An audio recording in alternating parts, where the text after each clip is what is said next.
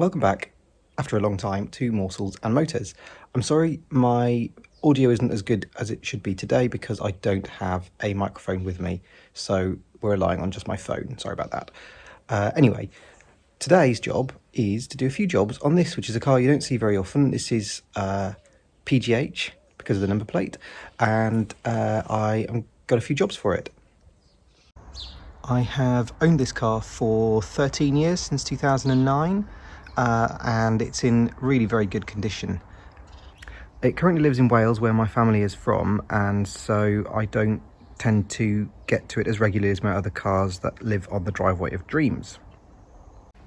And consequently there are a few jobs that need doing to it, and one of the obvious ones is here in the rear, where we've only got one mud flap, and that's because the other day when I was driving it I stopped and noticed that the mud flap had actually sort of fallen off, so we'll see if we can repair that a little bit. The other job I need to do, and the one I've started already, is this door, the passenger door, which creaks like mad.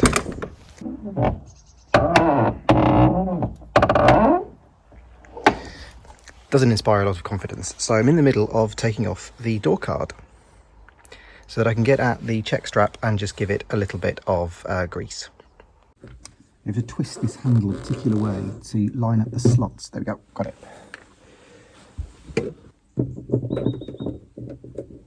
Window winder off. That surround is kind of glued on, so we'll leave that. So just time to click off. There we go. Little poppers that hold the door card in place.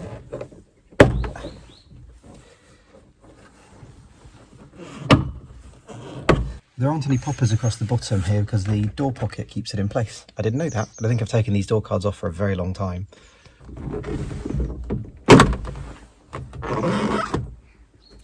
Right, one door card removed. Typically it's obviously started raining right now as well, which is just great fun. Check strap here goes inside this cavity of the door, and there's this access panel, so I just need to take this off. In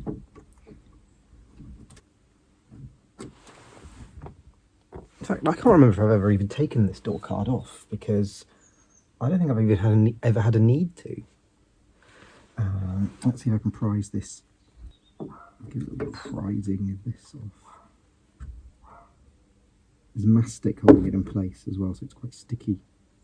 I think, yeah, this is definitely the first time this has been off. Certainly in my ownership. Okay. Right, let's get some WD-40 into this check strap area. You can see that's where it moves like that, and I think that is where it makes a noise. I don't have any proper grease with me, so it'll have to just be WD-40 for the moment. And see how it goes. Give it a few wiggles.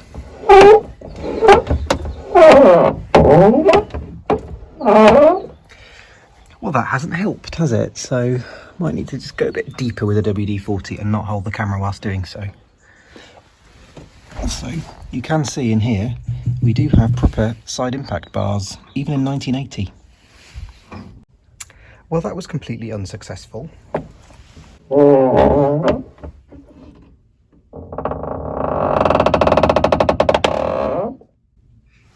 So I think I might have to buy some grease and see if I can reach in there with my finger and put some grease in there. Bugger. Right, I've jiggery pokeryed around, so let's have a look, see if it's any better. Yes. It's not perfect, but at least it's not groaning anymore. It sort of just ticks where it lands on the two bits of the check strap, so I'm happy with that. So yes, what I ended up doing was the top hinge had been overly greased, so I managed to scrape off quite a bit of grease off the edge of that and use it to go inside there and give that check strap a good greasing.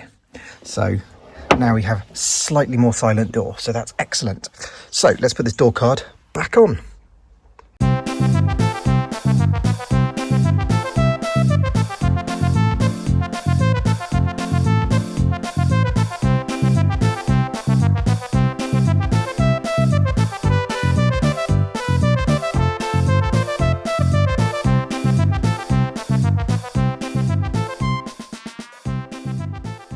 Door card back on, door is now greased. Let's get my period map back in the pocket, which, by the way, in case you hadn't noticed, is deliciously carpeted. Look at that. How posh is that for 1980? There we go. Now let's get on with a couple of other jobs. Next job is the mud flap. So I have the offending mud flap here, and you can see it is just torn off those top mountings there.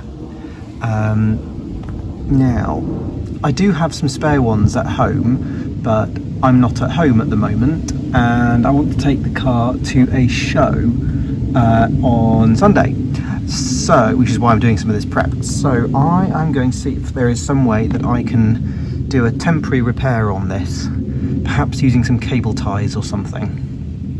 Well, I have the very serious and inexcusable, frankly, situation of not having any cable ties in this house, so I'm going to go to the hardware store and you can come with me.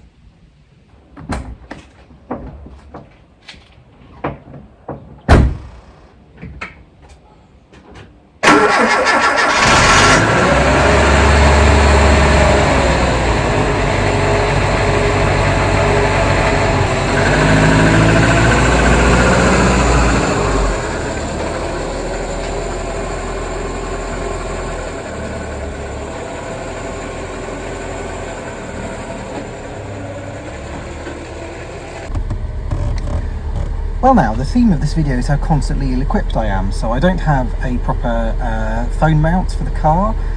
You are currently sitting in the door handle recess on the passenger side, which is the best I can do. So let's give it a go. Doing a little bit of a drive. It does chop the top of my head off, but never mind.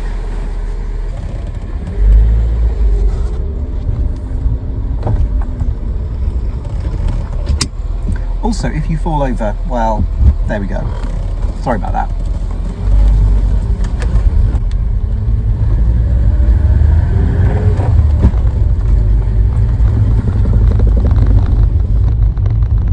I'll close the windows so you get better sound. Oh, you've fallen over already. Such fun. Well, let me tell you a little bit about PGH. I have owned this car since June 2009. It came up on eBay. As I think it was a classified advert, I can't remember, it was far too long ago. I do remember some of the people on the V3M, that's the Volvo 300 Mania forum. Remember forums? They used to be good. Talking about the advert, saying, oh my gosh, you must be burning £20 notes to be able to afford this car, because it was on for sale for, I think, £1,000, which in 2009 was extremely strong money for a 340. But I saw it and it was the perfect 340 for me. I had never seen such an early one. I wanted a 5-door. I love the early ones. At the time I had an 89, which was not sparking any joy whatsoever, because it had the wrong steering wheel, it had the kind of posher steering wheel, it had the headrests that had the carpeting on them. No thank you, not my scene. In terms of the previous owner of PGH, so it was owned by a lady called Miss Valerie Green, who lived on Monk's Orchard Road in Beckenham, in Kent, which, as far as I'm concerned, is London, but people who live there will disagree. She bought a brand new in 1980 from LTL Motors Limited in Croydon, and she drove the car for the next like 27, 28 years. And in that time, she did about 32,000 miles. So a little later, I wrote to the address where the car had been living, just in case she was still alive. I didn't know whether she died or not. So a few weeks later, I got a reply from the niece of the lady, Miss Valerie Green, saying that she had in fact died, sadly, but the car had actually had a little bit of a life outside London for a brief period. She had family somewhere in South Wales, in Monmouthshire, and so the car had been on holiday to South Wales a couple of times, which is quite serendipitous given that it is now living in my house in Wales. In terms of how it drives, it really drives like a newish car. It feels like it's maybe 5 or 6 years old. It's really tight, the accelerator response is perfect, the brake response is just exactly how you expect it, the clutch is pretty light and springy, the gear change is quite precise. It's, oh, and the controls, like the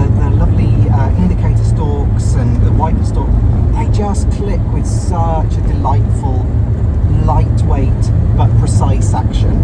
The steering, I would say, is a tiny bit vague, but then I think they all were. Just kind of in the middle, I can twist the steering wheel and nothing much happens to the car. This car has no modifications made to it whatsoever. The door pockets, I think, were an accessory that would have been on it when it was new. And the radio was on it originally as well, so it still has its original radio. Oh, and it has original Volvo floor mats from new. Under the bonnet of this car, we have got a 1.4 Renault engine. It's the Client engine that there's been in everything from the Renault 5 to a Dacia Duster, I think. It was one of the reasons that Volvo wanted to purchase DAF in the early to mid 70s, because DAF had access to these Renault engines. Volvo only had the big red block 2 litre, 2.3 etc. engines, and they wanted something small and fuel efficient. And DAF already had a deal with Renault for these engines for their cars. By 1979 we got a manual gearbox, so this was manual choice in 1980, and also 1980 is the first year where you get 5 doors as a body style choice. Previous model years were all 3-door only. The engine has something like 70 odd horsepower, so it's not particularly powerful, but it's not terrible. It really isn't terrible. We've got 4 speeds on the gearbox because it's the 80s, and that's just entirely normal. It could really do with a 5th, to be honest, at cruising speeds, because it does get really quite loud and boomy in here. You wouldn't really want to be doing 70 for an extended period of time. Right, I've arrived at Sturmat, the hardware store, so let me go and get some cable ties, and I'm also going to see if I can find a tool to take the sump plug off, because I haven't brought one of those with me and I'd like to do an oil change. See you in a bit. I am back. I have my cable ties, and now I'm going to see if I can drill a couple of little holes in there in the mud flap, and then I'm going to put the cable ties around the bit of rubber that remains and see if that might work. Try not to be too destructive. Okay, hole's done. Let's see if that actually might work. I've got the cable ties threaded through, so let's tighten them up and see what happens. Okay, well, it's not pretty, but it won't fall off, so that'll do for now, and I'll obviously fit a proper new one when I get access to one of my spares. Another quick job I wanted to do on this car whilst I have it on my mind is to just check that all the lights work properly, especially in the back, because it doesn't go for an MOT very often because it's over 40 years old, so I only want to take it every couple of years. It doesn't get used very much, but I just want to check that the connectors etc. in the rear clusters haven't dried out and caused some earthing issues. Right, lights are on. So we've got, oh, it's difficult to see in the sunshine, but yeah, both of those are glowing, which is what they should be. Both of those are glowing, which is what they should be, so that's good. Next we need to see whether the brake lights work.